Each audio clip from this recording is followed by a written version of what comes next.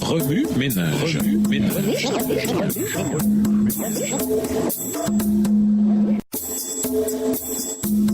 Remue ménage.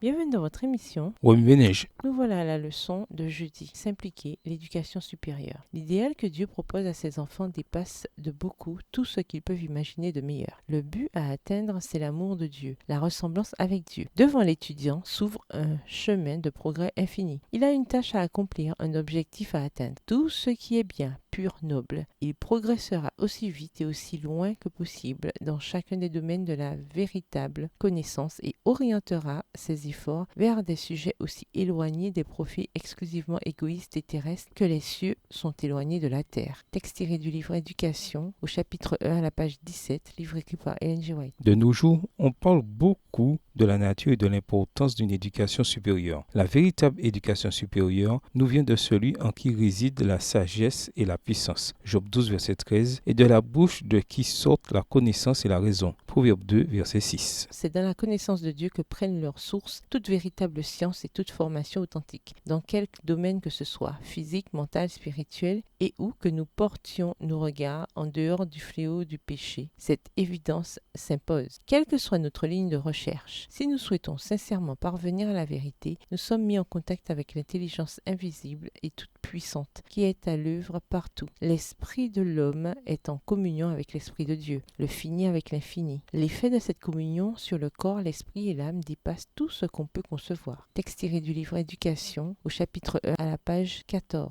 livre écrit par Ellen G. White. Celui qui participe au projet divin en faisant connaître Dieu aux jeunes et en façonnant leur caractère à l'image du sien accomplit une œuvre noble et élevée en suscitant le désir d'atteindre l'idéal divin. Il propose une éducation aussi élevée que les cieux et aussi vaste que l'univers. Une éducation qui ne peut être achevée dans cette vie, mais qui se poursuivra dans celle à venir. Une éducation qui permettra à l'élève de quitter l'école préparatoire de la terre pour accéder à l'échelon supérieur, à l'école d'en haut. Est-ce du livre Éducation, page 17, chapitre 1. La méthode d'éducation établie au commencement du monde devait servir de modèle à l'homme à travers la suite des temps. Pour en illustrer les principes, une école pilote fut ouverte en Éden, demeure de nos premiers parents. Le jardin d'Éden était la salle de classe, la nature était le manuel d'études, le créateur lui-même, le professeur et les parents de la race humaine, les élèves. Créés pour être l'image et la gloire de Dieu, 1 Corinthiens 11, verset 7, Adam et Ève avaient reçu des dons à la mesure de leur haute destinée, de stature gracieuse et symétrique, les traits réguliers de leur visage rayonnant de santé, de joie et d'espoir. Ils ressemblaient de toute évidence à leur Créateur, mais cette ressemblance n'était pas seulement physique. Chacune des facettes de leur esprit et de leur âme reflétait la gloire de Dieu. Dotés de hautes qualités intellectuelles et spirituelles, Adam et Ève n'étaient qu'un peu inférieurs aux anges. Hébreux 2, verset 7,